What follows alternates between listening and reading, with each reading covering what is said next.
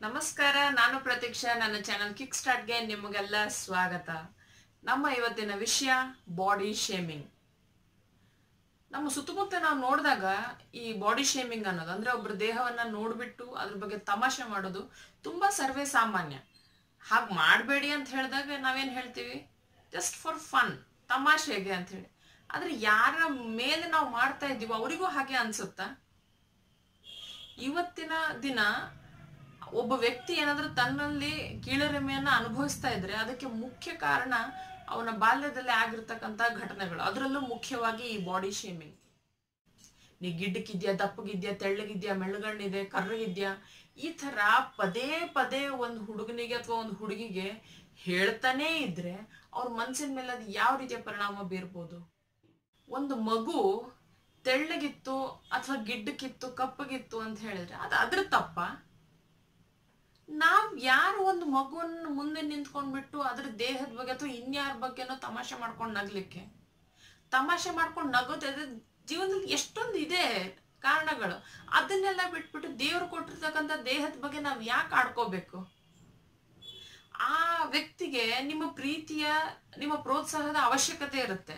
ಅದನ್ನ ನೀಡುವ ಬದಲಿಗೆ ಅವರಲ್ಲಿ ಇರ್ತಕ್ಕಂತಹ ಕುಂದುಕೊರತೆಗಳನ್ನೇ ಪದೇ ಪದೇ ತೋರಿಸ್ತಾ ಇದ್ರೆ ಆ ಮನುಷ್ಯ ಮುಂದೆ ಬೆಳೆಯೋದಾದ್ರೂ ಹೇಗೆ? ಅವ್ರೇನು ಬೇಜಾರು ಮಾಡ್ಕೊಳಲ್ಲ ಅಂತ ಅನ್ಕೊಂಡು ನೀವು ಹೇಳ್ಬೋದು, ಆದ್ರೆ ಅದು ಆ ಕ್ಷಣಕ್ಕೆ ಬೇಜಾರು ಪಡಿಸದೇ ಇದ್ರು ಕೂಡ ಎಲ್ಲೋ ಒಂದು ಕಡೆಗೆ ಸುಪ್ತ ಮನಸ್ಸಿನಲ್ಲಿ ಅದು ಕೂತ್ಕೊಂಡ್ಬಿಟ್ಟು ಆ ಮನುಷ್ಯನ ವ್ಯಕ್ತಿತ್ವದ ಮೇಲೆ ಪರಿಣಾಮ ಖಂಡಿತವಾಗ್ಲೂ ಬೀರುತ್ತೆ. ಅದು ನಾಳೆ ಕೆಟ್ಟ ಪರಿಣಾಮ ಬೀರಿದ್ರೆ ಅದಕ್ಕೆ ಕಾರಣ ನೀವು, ನಾವು ಆಗ್ತೇವೆ. ಮಕ್ಕಳ ಮನಸ್ಸಿನ ಮೇಲೆ ಆಗ್ತಕ್ಕಂತಹ ಗಾಯಗಳು ಯಾವುದೇ ಒಂದು ಅಚ್ಚೆಗಿಂತನೂ ಕಡಿಮೆ ಅಲ್ಲ. ಹಾಗಾಗಿ ಮಕ್ಕಳ ಮುಂದೆ ಮಾತನಾಡುವಾಗ, ವರ್ತಿಸುವಾಗ, ಯೋಚಿಸುವಾಗ ದಯವಿಟ್ಟು ಹುಷಾರಾಗಿರಿ. ಯಾಕಂದ್ರೆ ನಿಮ್ಮಂತಹ ಯೋಚನೆ, ನಿಮ್ಮಂತಹ ವರ್ತನೆ, ನಿಮ್ಮಂತಹ ಶಬ್ದಗಳನ್ನೇ ಆ ಮಕ್ಕಳ ಮುಂದೆ ಉಪಯೋಗಿಸ್ಬೋದು, ಅಥವಾ ನೀವು ಅವ್ರ ಮೇಲೆ ಉಪಯೋಗಿಸಿದ್ದೆ ಆದಲ್ಲಿ ಅವರ ಮನಸ್ಸಿನ ಮೇಲೆ, ಅವರ ವ್ಯಕ್ತಿತ್ವದ ಮೇಲೆ ಅದು ಖಂಡಿತವಾಗ್ಲೂ ಪರಿಣಾಮ ಬೀರುತ್ತೆ. ಹಾಗೂ ಅದಕ್ಕೆ ನೀವು ಕಾರಣ ಆಗಿರ್ತೀರಿ. ಇಲ್ಲಿ ಕೆಲವೊಂದು ಘಟನೆಗಳನ್ನ ನಾನು ನಿಮ್ ಜೊತೆ ಹಂಚ್ಕೊಳ್ಬೇಕು. ಉದ್ದೇಶ ಇಷ್ಟೇ, ಈ ರೀತಿಯಾದಂತ ಘಟನೆಗಳು ಯಾವ ಮಗುವಿನ ಜೊತೆಗೂ ಆಗ್ಬಾರ್ದು. ಹಾಗೇನೆ ಇದನ್ನ ನೋಡ್ಬಿಟ್ಟು ಯಾರಾದ್ರೂ ಒಬ್ರು ಬುದ್ಧಿ ಕಲ್ತ್ರೆ ಅಷ್ಟೇ ಸಾಕು ಅಂತ. ನನ್ಗಿಲ್ಲಿ ಯಾರನ್ನು ಬೇಜಾರು ಪಡಿಸುವಂತಹ ಉದ್ದೇಶ ನನ್ಗಿಲ್ಲ, ದಯವಿಟ್ಟು ಅರ್ಥ ಮಾಡ್ಕೊಳ್ಳಿ. ಒಂದು ಮಗು ಇರುತ್ತೆ, 4 ವರ್ಷದ ಮಗು. ಆ ಮಗು ಶಾಲೆಗೆ ಸೇರಿದಾಗ ಆ ಮಗುಗೆ ಆ ಟೀಚರ್ ಅಂದ್ರೆ ತುಂಬಾನೇ ಇಷ್ಟ. ಓಕೆ, ಆ ಮಗುಗೆ ಏನ್ ಮಾಡ್ತಾರೆ ಆ ಟೀಚರು ಅಂತ ಹೇಳಿದ್ರೆ, ಒಂದು ಟೇಬಲ್ ಮೇಲೆ ನಿಲ್ಲಿಸ್ತಾರೆ. ಆ ಟೇಬಲ್ ಮೇಲೆ ನಿಲ್ಸ್ಬಿಟ್ಟು ಎಲ್ಲಾ ಮಕ್ಕಳಿಗೆ ಆ ಮಗುವನ್ನ ತೋರಿಸ್ಬಿಟ್ಟು, ನೋಡಿ ಆ ಕರಡಿ ತರ ಕಾಣ್ತಾ ಇದ್ದಾಳೆ ಅಂತ ಅನ್ಕೊಂಡು ಹೇಳ್ಬಿಟ್ಟು, ಎಲ್ಲರ ಹತ್ರ ಕರಡಿ ಅಂತ ಅನ್ಕೊಂಡು ಹೇಳಿ ಅಂತ ಅನ್ಕೊಂಡು ಎಲ್ರು ಕರಡಿ ಕರಡಿ ಅಂತ ಅನ್ಕೊಂಡು ಹೇಳಿದ್ರೆ ಆ ಹುಡ್ಗಿಗೆ ಹೇಗಾಗ್ಬೇಕು ಹೇಳಿ? ಆ ಹುಡ್ಗಿಗೆ ತನ್ನ ಹೆಲ್ತ್ ಪ್ರಾಬ್ಲಮ್ ನಿಂದ ಗಿಡ್ಡಕ್ಕೆ ದಪ್ಪಗೆ ಇದ್ರೆ ಅಥವಾ ಅವಳು ಕೂದ್ಲ ಆ ತರ ಇದ್ರೆ ಅದು ಅವಳು ತಪ್ಪ? ಆ ಮಗುಗೆ ಹೇಗಾಗಿರ್ಬೇಕು ಆ ಸಂದರ್ಭದಲ್ಲಿ? ಒಂದ್ ಸ್ವಲ್ಪ ಯೋಚನೆ ಮಾಡಿ. ಆ ಸಂದರ್ಭದಲ್ಲಿ ಆ ಮಗುಗೆ ಏನೋ ಅನ್ಸಿರ್ಲಿಕ್ಕಿಲ್ಲ, ಕೇವಲ ಬೇಜಾರಾಗಿರ್ಬೋದು ಅಷ್ಟೇನ. ಆ ನಂತರದಲ್ಲಿ ಮತ್ತೊಬ್ಬ ಟೀಚರ್ ಬರ್ತಾರೆ ಅದೇ ಹುಡುಗಿಗೆ. ಒಂದ್ ಸ್ವಲ್ಪ ವರ್ಷಗಳ ನಂತರ ಅವಳದ ಎತ್ತರ ಇನ್ನೂ ಬೆಳೆದಿರೋದಿಲ್ಲ, ಅಲ್ಲಿ ಕೂಡಿಸ್ಬಿಟ್ಟು ಎಲ್ಲಾ ಮಕ್ಳಿಗೆ ಪುನಃ ಅವಳು ಸುತ್ತು ನಿಲ್ಸಿ ಡ್ಯಾನ್ಸ್ ಮಾಡಿಸ್ತಾ, ಎಂತ ಗಿಡ್ಡ ಗಂಡ ಸಿಕ್ಕ ನನ್ಗ ಅಂತ ಅನ್ಕೊಂಡು ಹಾಡ್ ಹಾಡಿಸ್ತಾ ಇದ್ರೆ, ಅದು ಪದೇ ಪದೇ ವಾರಕ್ಕೊಮ್ಮೆ ಪದೇ ಪದೇ ಹಾಡಿಸ್ತಾ ಇದ್ರೆ ಆ ಹುಡುಗಿಗೆ ಹೇಗಾಗ್ಲಿಕ್ಕಿಲ್ಲ. ನಾನ್ ತಿಳ್ಕೊಂಡೆ ಇದಿಷ್ಟಕ್ಕೆ ಮುಗಿಯುತ್ತೆ ಅಂತ ಹೇಳಿ. ಮತ್ತೊಂದು ಹುಡುಗಿ ಇದ್ಲು. ಆ ಹುಡುಗಿದು ವಾಯ್ಸ್ ಇನ್ನು ಸ್ವಲ್ಪ ಬೆಳೆದಿರ್ಲಿಲ್ಲ, ಅಂದ್ರೆ ಇನ್ನು ಮಕ್ಕಳ ತರ ಅವಳದು ವಾಯ್ಸ್ ಇತ್ತು. ಬಟ್ ಅವಳಿಗೆ ವೇದಿಕೆ ಮೇಲೆ ಹೋಗಿ ಮಾತನಾಡ್ಬೇಕು ಅಂತ ತುಂಬಾನೇ ಇಷ್ಟ ಅವಳಿಗೆ. ಅವಳದು ಲ್ಯಾಂಗ್ವೇಜ್ ಅಲ್ಲಿ ಒಂದ್ ಸ್ವಲ್ಪ ಪ್ರಾಬ್ಲಮ್ ಇರ್ಬೋದು, ಅದು ಟೀಚರ್ಗಳ ಕರ್ತವ್ಯ ಅವಳ ಲ್ಯಾಂಗ್ವೇಜ್ ನ ಸರಿಪಡಿಸೋದು, ಅಥವಾ ಅವಳಲ್ಲಿ ಏನಾದ್ರೂ ತಪ್ಪುಗಳಾಗ್ತಾ ಇದ್ರೆ. ಹಾಗಂತ ಆ ಹುಡುಗಿಗೆ ವೇದಿಕೆ ಮೇಲೆ ಕಳಿಸ್ದೇನೆ, ನಿನ್ ಕೈಲಿ ಆಗಲ್ಲ, ನಿಂದು ಭಾಷೆ ಸರಿ ಇಲ್ಲ, ನಿನ್ನ ಧ್ವನಿ ಸರಿ ಇಲ್ಲ ಅಂತ ಅನ್ಕೊಂಡ್ಬಿಟ್ಟು ಆ ಹುಡುಗಿಗೆ ಒಂದು ಅವಕಾಶನೂ ಕೊಡ್ದೇನೆ ಪದೇ ಪದೇ ಅವಳ ಮುಂದೆ ಹೇಳ್ತಾ ಇದ್ರೆ ಆ ಹುಡುಗಿಗೆ ಹೇಗಾಗ್ಲಿಕ್ಕಿಲ್ಲ? ನೀವು ಪ್ರತಿ ಸಲ ಕೂಡ ಶಿಕ್ಷಕರಾಗಿ ಇದೇ ತಪ್ಪು ಕೆಲಸ ಮಾಡ್ತಾನೆ ಇದ್ರೆ ನಾಳೆ ಆ ಮಗು ವೇದಿಕೆ ಮೇಲೆ ನಿಲ್ಲೋಷ್ಟು ಧೈರ್ಯ ಅದಕ್ಕೆ ಯಾವಾಗ ಬರ್ಬೇಕು? ಅದಕ್ಕೆ ಆ ಧೈರ್ಯ ಕೊಡೋ ಶಕ್ತಿ ನಿಮ್ಮಲ್ಲಿ ಮತ್ತದು ಹುಟ್ಟುತ್ತಾ? ಅಥವಾ ಆ ಜವಾಬ್ದಾರಿ ನೀವು ತಗೋತೀರಾ? ಶಿಕ್ಷಕರ ಕೆಲಸ ಕೇವಲ ಕೇವಲ ಚೆನ್ನಾಗಿರೋರ್ನ ತಗೊಂಡ್ ಹೋಗಿ ಅವಕಾಶಗಳನ್ನ ಕೊಡೋದಲ್ಲ. ಯಾರು ಇಲ್ವೋ, ಸರಿಯಾಗಿ ಮಾಡ್ತಾ ಇಲ್ವೋ ಅವ್ರನ್ನು ಕೂಡ ಎತ್ತಿ ಮೇಲ್ ತಂದ್ರೆ ಅವಾಗ ನೀವು ನಿಜವಾದ ಶಿಕ್ಷಕರು. ಅದ್ರ ಬದಲಿಗೆ ನಿನ್ನ ಧ್ವನಿ ಸರಿ ಇಲ್ಲ, ನಿನ್ನ ಮಕ್ಕಳ ತರ ಆಟ ಮಾಡ್ತೀಯ, ನಿನ್ ಗಿಡ್ಡಕ್ಕಿದ್ಯಾ, ನೀನ್ ಆಟ ಆಡಕ್ಕಾಗೋದಿಲ್ಲ, ನಿನ್ನ ಧ್ವನಿ ಸರಿ ಇಲ್ಲ, ನೀನ್ ಹಾಡಾಡಕ್ಕಾಗಲ್ಲ, ಈ ರೀತಿಯಾಗಿ ಪದೇ ಪದೇ ಅವ್ರ ದೇಹದ ವಿಷಯವಾಗಿ ನೀವು ಅವಹೇಳನ ಮಾಡ್ತಾನೆ ಇದ್ರೆ ನೀವು ಶಿಕ್ಷಕರಾಗಿ ಏನ್ ಪ್ರಯೋಜನ? ಇನ್ನು ಸಹಪಾಠಿಗಳು ಕೂಡ ಅಷ್ಟೇ. ಇನ್ನು ಶಿಕ್ಷಕರೇ ಆತರ ಆಡ್ಬೇಕಾದ್ರೆ ಇನ್ನು ಸಹಪಾಠಿಗಳಿಗೆ ಯಾರು ಕೇಳೋರು ಇರ್ತಾರೆ? ಅವ್ರಿಗೆ ಸರಿಯಾದ ದಾರಿ ತೋರಿಸೋದು ನಿಮ್ಮ ಕರ್ತವ್ಯ. ನಾಳೆ ಅವ್ರು ಎಲ್ಲೋ ಒಂದ್ ಕಡೆ ಹೋದಾಗ ಅವರು ಯಶಸ್ಸಿನ ಪಡಿಲಿಲ್ಲ ಅಂತ ಹೇಳಿದ್ರೆ ಅದಕ್ಕೆ ಯಾರು ಕಾರಣರಾಗ್ಬೇಕು? ಅವ್ರ ಫ್ರೆಂಡ್ಸಾ ಅಥವಾ ಟೀಚರ್ಸ್ ಆಗಿರ್ತಕ್ಕಂಥ ನೀವಾ? ಇದು ಕೇವಲ ಒಂದ್ 2-3 ಉದಾಹರಣೆಗಳು ಅಷ್ಟೇನೆ. ಈ ರೀತಿ ಎಷ್ಟೋ ಮಕ್ಕಳ ಜೊತೆಗೆ ಎಷ್ಟೊಂದು ಆಗ್ತಾ ಇರತ್ತೆ. ದೇವರು ಆಲ್ರೆಡಿ ಆತರ ಆಗಿದೆ, ಏನಾದ್ರೂ ಮಾಡಕ್ ಸಾಧ್ಯನಾ? ಅಂತ ಜನರಿಗೆ ನಮ್ಮ ಸಪೋರ್ಟ್ ಬೇಕಾಗಿರತ್ತೆ, ಪ್ರೋತ್ಸಾಹ ಬೇಕಾಗಿರತ್ತೆ. ನಾವ್ ಅವ್ರಿಗೆ ಹೋಗ್ಬಿಟ್ಟು ತಮಾಷೆ ಮಾಡ್ತಾ ಕೂತ್ಕೊಂಡ್ರೆ ಅವ್ರು ಇನ್ನು ಯಾರ ಹತ್ರ ಹೋಗ್ಬೇಕು? ಅಂದ್ರೆ ಅವ್ರಿಗೆ ಹೆಂಗ್ ಅನ್ಸ್ಬಿಡತ್ತೆ ಅಂದ್ರೆ ನಾನು ಬದುಕಿರೋದೇ ಬೇಡ ಅಂತ ಅನ್ಸ್ಬಿಡತ್ತೆ. ಅವ್ರು ನಾಳೆ ಏನಾದ್ರು ಹೆಚ್ಚು ಕಡಿಮೆ ಮಾಡ್ಕೊಂಡ್ರೆ ಅದಕ್ಕೆ ಜವಾಬ್ದಾರಿ ಯಾರು? ನಾವು, ನೀವು ತಾನೆ. ಇನ್ನು ಕೆಲವರಿಗೆ ಎಷ್ಟು ತಮಾಷೆ ಮಾಡಿರ್ತಾರೆ ಅಂದ್ರೆ ಅವ್ರಿಗೆ ಅದು ಗೊತ್ತೇ ಆಗಲ್ಲ. ತನ್ನ ವ್ಯಕ್ತಿತ್ವನೇ ಹಾಗೆ ಅಂತ ಅನ್ಕೊಂಡ್ ಬಿಡ್ತಾರೆ. ಹಾಗೇನೆ ಯಾರೇ ಒಬ್ರು ಚಂದ ಕಂಡ್ರೆ ಅವ್ರ ಮುಂದೆ ಹೋಗಿ ನಿಂತ್ಕೊಂಡ್ಬಿಟ್ಟು ಮನ್ಸಲ್ಲಿ ಅನ್ಕೊಳ್ಳೋದು, ಓ ಹಿಂಗಿರ್ಬೇಕಿತ್ತು ನೋಡಿ, ಇವ್ರ ತರ ಇರ್ಬೇಕು ನೋಡು, ಅವ್ರ ತರ ಇರ್ಬೇಕು ನೋಡು ಅಂತ ಹೇಳೋದು. ಅಥವಾ ಮದ್ವೆ ಆದವ್ರಿಗೆ ನೋಡ್ಬಿಟ್ಟು ಅಯ್ಯೋ ನಿನ್ಗೆ ಇಂಥ ಗಂಡ ಸಿಕ್ಕನ, ಇಂಥ ಹೆಂಡತಿ ಸಿಕ್ಕಲ್ಲ ಅಂತ ಅನ್ಕೊಂಡ್ ಹೇಳ್ಬಿಟ್ಟು ಅವ್ರಿಗೆ ಹೋಗಿ ಮನ್ಸಿಗೆ ನೋವು ಮಾಡೋದಾಗಿರ್ಬೋದು. ಅಥವಾ ತಮ್ಮ ಸಂಗಾತಿಯನ್ನ ಹುಡುಕ್ಬೇಕಾದಾಗ ನನಗೆ ಇದೇ ಥರನೇ ಬೇಕು ಅಂತ ಹೇಳಿ ದೇಹದ ವಿಷಯದಲ್ಲಿ ಅಂದ್ರೆ ಔಟರ್ ಸೈಡ್ ಬ್ಯೂಟಿನ ಸ್ವಲ್ಪ ಜಾಸ್ತಿ ನೋಡ್ಲಿಕ್ಕೆ ಶುರು ಮಾಡ್ತಾರೆ.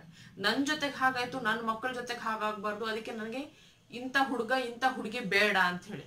ಅವ್ರ ಮನ್ಸಿನ ಎಷ್ಟೇ ಒಳ್ಳೆಯವ್ರು ಇರ್ಬೋದು, ಅದು ಅವ್ರಿಗೆ ಮ್ಯಾಟ್ರ್ ಆಗಲ್ಲ. ಅದವ್ರು ಒಪ್ಕೊಳ್ಳಿ ಬಿಡ್ಲಿ, ಮನ್ಸಲ್ಲಿ ಎಲ್ಲ ಒಂದ್ ಕಡೆಗೆ ಅದು ಕೂತಿರುತ್ತೆ. ಹಾಗೇನೆ ನನ್ಗೆ ಎಷ್ಟೋ ಜನ ನಾನು ಈ ತರ ಇದೀನಿ ಅಂತಕೊಂಡು ಹೇಳ್ತಾ ಇದ್ರು ಅಂತ ಅನ್ಕೊಂಡು ಎಲ್ಲೋ ಒಂದ್ ಕಡೆಗೆ ಇರುತ್ತೆ. ಆಗ ಅವ್ರೊಂದ್ 10-15 ಮಂದಿ ಹುಡುಗಿಗೋ ಹುಡುಗನಿಗೋ ರಿಜೆಕ್ಟ್ ಮಾಡಿದಾಗ ಅದು ಒಂಥರ ಏನೋ ಒಂದ್ ಸಂತೋಷ ಕೊಡುತ್ತೆ, ನಾನ್ ಬೇಡ ಅನ್ಕೊಂಡು ಹೇಳ್ದೆ ಅಂತ ಹೇಳಿ. ಆಮೇಲೆ ಇನ್ನು ಕೆಲವರಿಗೆ ಒಳ್ಳೆ ಪಾರ್ಟ್ನರ್ ಸಿಕ್ಕಿರ್ತಾರೆ, ಒಳ್ಳೆ ಗಂಡನ ಒಳ್ಳೆ ಹೆಂಡತಿನೋ ಏನೋ ಸಿಕ್ಕಿರ್ತಾರೆ. ಆದ್ರೆ ತಮ್ಮ ಕೀಳರಿಮೆಯಿಂದಾಗಿ ಅಲ್ಲೂ ಕೂಡ ಅವ್ರು ಹಾಳು ಮಾಡ್ಕೋತಾರೆ. ನಾನು ಇವ್ರು ಸಿಗ್ಬಾರ್ದಿತ್ತನೋ, ನಾನು ಇವ್ರಿಗೆ ಲಾಯಕ್ಕೆ ಅಲ್ಲ, ನಾನು ಲಾಯಕ್ಕೆ ಅಲ್ಲ ಅನ್ಕೊಂಡು ಹೇಳ್ಕೊಂಡು ತಾವು ಡಿಪ್ರೆಸ್ಡ್ ಆಗೋದಲ್ಲದೆ ತಮ್ಮ ಪಾರ್ಟ್ನರಿಗೂ ಕೂಡ ಡಿಪ್ರೆಸ್ ಮಾಡಿ ಅವ್ರ ಸಂಬಂಧನೇ ಹಾಳು ಮಾಡ್ಕೊಂಡ್ಬಿಡ್ತಾರೆ. ಆಮೇಲೆ ನಿಮ್ಮಲ್ಲಿ ಏನಾದ್ರೂ ಬದಲಾವಣೆ ತರ್ಸ್ಕೋಬೇಕಿತ್ತು ಅಂದ್ರೆ ನಿಮ್ಮ ಖುಷಿಗಿರ್ಬೇಕದು ಹೊರತು ಯಾರಿಗೋ ಒಬ್ರಿಗೆ ಅದನ್ನ ತೋರ್ಸ್ಲಿಕ್ಕಲ್ಲ. ಈಗ ನಾನ್ ಅಥವಾ ನೀವು ದಪ್ಪ ಇದ್ರಿ ಅದು ತೆಳ್ಳಗಾಗ್ಬೇಕು ಅಂತಂದ್ರೆ ನನ್ನ ಆರೋಗ್ಯಕ್ಕೋಸ್ಕರ ನಾನ್ ತೆಳ್ಳಗಾಗ್ಬೇಕು ಅಂತ ಇರ್ಬೇಕೆ ಹೊರತು ಯಾರೊಬ್ರು ನಂಗೆ ನೋಡಿ ನಗ್ತಾರೆ ಅಥವಾ ಯಾರೋ ಒಬ್ಬ ಹುಡುಗ ನನಗ್ ಮದ್ವೆ ಆಗ್ತಾ ಇಲ್ಲ ಅಂತ ಅನ್ಕೊಂಡು ಖಂಡಿತವಾಗ್ಲೂ ಅಲ್ಲ.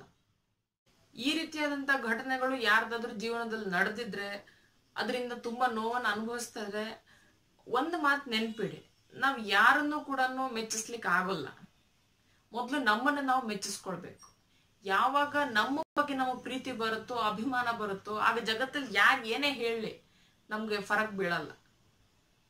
ಆದ್ರೆ ಎಲ್ಲೋ ಒಂದು ಮೂಲೆಯಲ್ಲಿ ನಮ್ಗೆ ಯಾವಾಗ ಅನ್ಸುತ್ತೋ ಹೌದು ನಾನು ಗಿಡ್ಡಕ್ಕಿದ್ದೀನಿ, ಹೌದು ನಾನು ಕಪ್ಪಗಿದ್ದೀನಿ, ಹೌದು ನಾನು ತೆಳ್ಳಗಿದ್ದೀನಿ, ದಪ್ಪಗಿದ್ದೀನಿ ಅಂತ ನಮಗೆ ಯಾವಾಗ ಅನ್ಸುತ್ತೋ ಆವಾಗ ಯಾರು ಏನೇ ಹೇಳಿದ್ರು ಕೂಡ ನಮಗ್ ತುಂಬಾ ಬೇಜಾರಾಗ್ಲಿಕ್ಕೆ ಶುರು ಆಗತ್ತೆ.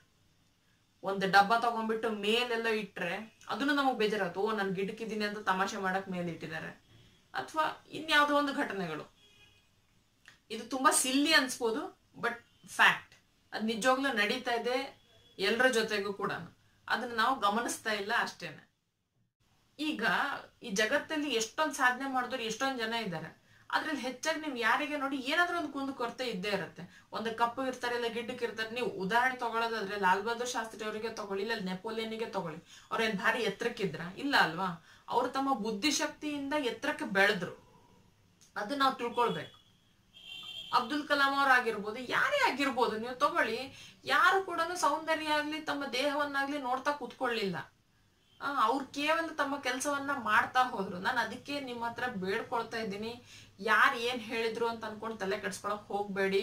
ನಿಮ್ಮ ಒಳಗಡೆ ಇರ್ತಕ್ಕಂತಹ ಆ ಪಾಸಿಟಿವ್ ಕ್ವಾಲಿಟೀಸ್ ಏನು ಅನ್ನೋದನ್ನ ಹುಡುಕಿ.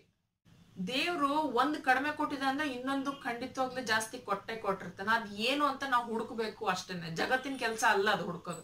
ಜಗತ್ತಿನ ಕೆಲಸ ಕೇವಲ ನಮ್ಮಲ್ಲಿ ಇರ್ತಕ್ಕಂಥ ತಪ್ಪುಗಳನ್ನ ಹುಡ್ಕೋದು ಅಷ್ಟೇನೆ. ಅದನ್ನ ಡಿಫೆಂಡ್ ಮಾಡ್ಬೇಕು ಅಂದ್ರೆ ನಮ್ಮಲ್ಲಿ ಏನ್ ಒಳ್ಳೆತನ ಇದೆಯೋ, ನಮ್ಮಲ್ಲಿ ಏನು ಪಾಸಿಟಿವ್ ಕ್ವಾಲಿಟೀಸ್ ಇದೆಯೋ ಅದನ್ನ ನಾವು ಹುಡುಕ್ಬೇಕು. ತಮಾಷೆ ಮಾಡ್ಬೇಕು ಅಂತಾನೆ ಆದ್ರೆ ಅವ್ರು ಮಾಡ್ತಕ್ಕಂತಹ ಕೆಟ್ಟ ಕೆಲಸಗಳನ್ನ ನೋಡ್ಬಿಟ್ಟು ಅಥವಾ ಅವ್ರ ಕೆಟ್ಟ ವರ್ತನೆಯ ಮೇಲೆ ನಾವ್ ಯಾಕೆ ತಮಾಷೆ ಮಾಡ್ಬಾರ್ದು? ಕೊನೆ ಪಕ್ಷ ಒಬ್ರು ತಮಾಷೆ ಮಾಡ್ತಾರೆ ಅನ್ನುವ ಒಂದ್ ಸಂಕೋಚಕ್ಕಾದ್ರೂ ಅದನ್ನ ಮಾಡೋದ್ ಬಿಡ್ಬೋದಲ್ವಾ? ಅದೇ ದೇಹ ದೇವ್ರು ಕೊಟ್ಟಿದ್ದು, ಅದನ್ನ ಬದಲಾಯಿಸ್ಲಿಕ್ಕಾಗಲ್ಲ. ನೀವು ಗಿಡ್ಡ ಗಿಡ್ಡ ಗಿಡ್ಡ ಲಂಬು ಲಂಬು ಅಂತ ಹೇಳ್ತಾ ಇದ್ರೆ ಗಿಡ್ಡಕ್ಕಿರೋರ್ ಎತ್ತರ ಆಗಲ್ಲ, ಎತ್ತರಕ್ಕಿರೋರ್ ಗಿಡ್ಡಕ್ಕಾಗಲ್ಲ. ಅದ್ರ ಬದ್ಲಿಗೆ ನೀವು ಅವರ ವ್ಯಕ್ತಿತ್ವವನ್ನ ಹಾಳು ಮಾಡ್ಲಿಕ್ಕೆ ಒಬ್ಬ ಕಾರಣೀಭೂತರಾಗ್ತೀರ. ಅದಕ್ಕಾಗಿ ಮತ್ತೊಮ್ಮೆ ಹೇಳ್ತಾ ಇದ್ದೀನಿ, ದಯವಿಟ್ಟು ಒಬ್ರು ಮುಂದೆ ತಮಾಷೆ ಮಾಡಿ ಮಾತನಾಡುವ ಮುಂಚೆ ಯೋಚನೆ ಮಾಡಿ. ಇಲ್ಲಿ ಮುಖ್ಯವಾಗಿ ಶಿಕ್ಷಕರ ಹತ್ರ ಹಾಗೂ ಗಂಡಸರ ಹತ್ರ ನಾನು ಒಂದು ವಿನಂತಿಯನ್ನ ಮಾಡ್ಕೊಳ್ತಾ ಇದ್ದೇನೆ. ದಯವಿಟ್ಟು ನಿಮ್ಮ ಮನೆಯವ್ರ ಬಗ್ಗೆ ಆಗಿರ್ಬೋದು ಅಥವಾ ನಿಮ್ಮ ಮಕ್ಕಳ ಬಗ್ಗೆ ಆಗಿರ್ಬೋದು ಅವಹೇಳನವಾಗಿ ಮಾತನಾಡಬೇಡಿ. ಅವರ ದೇಹದ ಬಗ್ಗೆ. ನಿಮ್ಮ ಶಾಲೆಯಲ್ಲಿ ಇರ್ತಕ್ಕಂಥ ಮಕ್ಕಳಲ್ಲಿ ಎಷ್ಟೊಂದು ಒಳ್ಳೊಳ್ಳೆ ಗುಣಗಳು ಇರಬಹುದು, ಅದನ್ನ ನೀವು ಹುಡುಕಿ ತೆಗೀರಿ. ನಿಮ್ಮ ಮನೆಯಲ್ಲಿ ನಿಮ್ಮ ಹೆಂಡತಿ ಆಗಿರ್ಬೋದು, ಮಕ್ಕಳಾಗಿರ್ಬೋದು, ಅವರಲ್ಲೂ ಕೂಡ ಎಷ್ಟೊಂದು ಒಳ್ಳೆ ಗುಣಗಳು ಇರ್ತವೆ. ನಿಮ್ಗವ್ರು ಚೆನ್ನಾಗಿ ನೋಡ್ಕೊಳ್ತಾ ಇರ್ಬೋದು, ಇನ್ನೇನೋ ಒಂದ್ ಇರ್ಬೋದು. ಅದನ್ನ ಬಿಟ್ಟು ನೀನ್ ತೆಳ್ಳಗಿದ್ಯಾ, ನೀ ಗಿಡ್ಡಕ್ಕಿದ್ಯಾ, ದಪ್ಪಗಿದ್ಯಾ ಅನ್ಕೊಂಡು ಪದೇ ಪದೇ ಕೊಂಕನ್ ಮಾತು ಹೇಳ್ತಾ ಅವರ ಆತ್ಮವಿಶ್ವಾಸವನ್ನ ಕುಗ್ಗಿಸಿ ಅವರಿಗೆ ಏನಂತಾರೆ ಆ ಖಿನ್ನತೆಗೆ ಒಳಪಡಿಸಿ ಅವರು ದುಃಖದಲ್ಲಿ ನೀವು ದುಃಖದಲ್ಲಿ ಇಡೀ ಸಂಸಾರನೇ ಹಾಳಾಗೋ ತರ ಮಾಡ್ಬೇಡಿ. ಒಂದು ಮಗುವಿನಲ್ಲಿ ಇರ್ತಕ್ಕಂತ 95% ನಂಬಿಕೆಗಳು ಅದು ಬಾಲ್ಯದಲ್ಲೇ ರೂಪುಗೊಳ್ಳುತ್ತವೆ. ಹಾಗಾಗಿ ಅವ್ರ ಮನಸ್ಸಿನಲ್ಲಿ ಆದಷ್ಟು ನಾವು ಒಳ್ಳೆ ಒಳ್ಳೆ ನಂಬಿಕೆಗಳನ್ನ ರೂಪಿಸ್ಬೇಕೆ ಹೊರತು ನೀನು ವೇಸ್ಟ್ ಇದೆಯಾ, ನಿನ್ ಕೈಲಿ ಏನೂ ಆಗಲ್ಲ, ನೀನು ಕರ್ರಗಿದ್ಯಾ, ನೀನ್ ಗಿಡ್ಡಕ್ಕಿದ್ಯಾ ಅನ್ಕೊಂಡ್ಬಿಟ್ಟು ಅವ್ರ ದೇಹದ ಮೇಲೆನೆ ನಾವು ಫೋಕಸ್ ಮಾಡ್ಬಿಟ್ಟು ಅವರ ಪೂರ್ತಿ ವ್ಯಕ್ತಿತ್ವವನ್ನೇ ನಾವು ಮುದ್ರಿಸುವ ಹಾಗೆ ಆಗ್ಬಾರ್ದು. ನೋಡಿ, ನಿಮ್ಮ ಮುಂದೆನೆ ನಾನ್ ನಿಂತಿದ್ದೇನೆ. ನನ್ ಜೊತೆಗೂ ಕೂಡ ಈ ಬಾಡಿ ಶೇಮಿಂಗ್ ತುಂಬಾನೇ ನಡೀತು ಬಾಲ್ಯದಲ್ಲಿ. ಈ ವಿಡಿಯೋ ಮಾಡ್ಬೇಕು ಅಂತ ಹೇಳಿದ್ರೆ ನನಗೆ ತುಂಬಾನೇ ಕಷ್ಟ ಆಯ್ತು. ಯಾಕಂದ್ರೆ ಹಳೆದೆಲ್ಲ ನೆನಪುಗಳು ಬರ್ತಾ ಇದ್ವು. ಎಲ್ರಿಗೂ ತಮ್ಮ ಬಾಲ್ಯ ಅಂದ್ರೆ ತುಂಬಾ ಇಷ್ಟ, ಆದ್ರೆ ನನಗ್ ಖಂಡಿತವಾಗ್ಲೂ ಇಲ್ಲ. ಯಾಕಂತ ಹೇಳಿದ್ರೆ ನನಗ್ ಬಾಲ್ಯ ಅಂದ ಕೂಡ್ಲೇನೆ ನನಗ್ ನೆನಪಾಗೋದು ನನ್ನ ಸಹಪಾಠಿಗಳಾಗ್ಲಿ, ನನ್ನ ಶಿಕ್ಷಕರಾಗ್ಲಿ, ಅದ್ ಏನೇನ್ ಹೇಳಿದ್ರಲ್ವ ಅದೆಲ್ಲ ನನಗ್ ನೆನಪಾಗ್ತಾ ಇರುತ್ತೆ. But still I am really proud about my self. ನನಗ್ ತುಂಬಾ ಹೆಮ್ಮೆ ಇದೆ. ನಾನು ಅದನ್ನ ಎಲ್ಲವನ್ನು ದಾಟ್ಕೊಂಡ್ಬಿಟ್ಟು ನನ್ನದೇ ಆದ ಒಂದು ವ್ಯಕ್ತಿತ್ವವನ್ನು ನಾನು ರೂಪಿಸ್ಕೊಂಡಿದ್ದೀನಿ ಅಂತ. ಈಗ ಯಾರೇನ್ ಹೇಳಿದ್ರು ಐ ಡೋಂಟ್ ಕೇರ್, ನನ್ಗೇನು ಸಂಬಂಧ ಬೀಳಲ್ಲ. ಯಾಕಂದ್ರೆ ನನಗ್ ಗೊತ್ತಿದೆ ನಾನ್ ಏನು ಅಂತ ಹೇಳಿ. ಅದೇ ರೀತಿಯ ಒಂದು ವ್ಯಕ್ತಿತ್ವ ನಿಮ್ಮದಾಗ್ಬೇಕು, ನೀವು ಖುಷಿಯಿಂದ ಇರ್ಬೇಕು. ಅವಾಗ ಮಾತ್ರ ನಾನು ಈ ವಿಡಿಯೋ ಮಾಡಿದ್ದಕ್ಕೂ ಸಾರ್ಥಕ ಆಗತ್ತೆ. ನನ್ನ ಇಂದಿನ ಬೆಳವಣಿಗೆಗೆ ನನ್ನ ಅಪ್ಪ, ನನ್ನ ಅಕ್ಕ, ಹಾಗೆ ನನ್ನ ಶ್ರಮ ಎಷ್ಟು ಕಾರಣ ಆಗಿದ್ಯೋ ಅದ್ರಷ್ಟೇ ನನ್ನ ನಿಟ್ಟೆ ಫ್ರೆಂಡ್ಸ್ ಮತ್ತೆ ಆರ್ಟ್ ಆಫ್ ಲಿವಿಂಗ್ ಕೂಡ ಕಾರಣ ಆಗಿದೆ. ಆದ್ರೆ ಈ ಅದೃಷ್ಟ ಎಲ್ರಿಗೂ ಸಿಕ್ಕಿರ್ಲಿಕ್ಕಿಲ್ಲ. ಹಾಗಾಗಿ ದಯವಿಟ್ಟು ಆದಷ್ಟು ನಮ್ಮ ಕಡೆಯಿಂದ ಒಬ್ರ ಜೀವನದ ಮೇಲೆ ಕೆಟ್ಟ ಪರಿಣಾಮ ಬೀರದೆ ಇರ್ಲಿ ಅನ್ನುವ ಒಂದು ಜವಾಬ್ದಾರಿಯನ್ನ ಹೊತ್ತುಕೊಂಡು ಬಿಟ್ಟು ನಾವು ಆದಷ್ಟು ಈ ಬಾಡಿ ಶೇಮಿಂಗ್ ನ ನಿಲ್ಸೋಣ. ಹಾಗೇನೆ ನಮ್ಮ ಜೊತೆಗೆ ಆ ರೀತಿ ಆಗ್ತಾ ಇದ್ರೆ ಇವತ್ತೇ ಪಣ ತೊಡೋಣ. ನನ್ನ ಜೊತೆಗೆ ಇನ್ನೊಂದ್ಸಲ ನಾನು ಈ ರೀತಿ ಆಗ್ಲಿಕ್ಕೆ ಬಿಡೋದಿಲ್ಲ ಅಂತ ಹೇಳಿ. ಯಾಕಂದ್ರೆ ನಮ್ಮ ಜೀವನ ನಮ್ಮ ಕೈಯಲ್ಲಿ. ನನ್ನ ಇವತ್ತಿನ ಈ ವಿಡಿಯೋ ನಿಮ್ಗೆಲ್ಲ ಇಷ್ಟ ಆಯ್ತು ಅಂತ ಅನ್ಕೊಳ್ತಾ ಇದ್ದೇನೆ. ಇಷ್ಟ ಆದಲ್ಲಿ ಲೈಕ್ ಮಾಡಿ, ಕಮೆಂಟ್ ಮಾಡಿ, ಹಾಗೇನೆ ನಿಮ್ಮ ಪರಿಚಯದವ್ರು ಎಲ್ಲರ ಜೊತೆಗೂ ಇದನ್ನ ಶೇರ್ ಮಾಡಿ. ಮತ್ತೊಮ್ಮೆ ಮತ್ತೊಂದು ವಿಷಯದೊಂದಿಗೆ ಮತ್ತೆ ಸಿಗೋಣ. ಅಲ್ಲಿವರೆಗೆ ನಮಸ್ಕಾರ.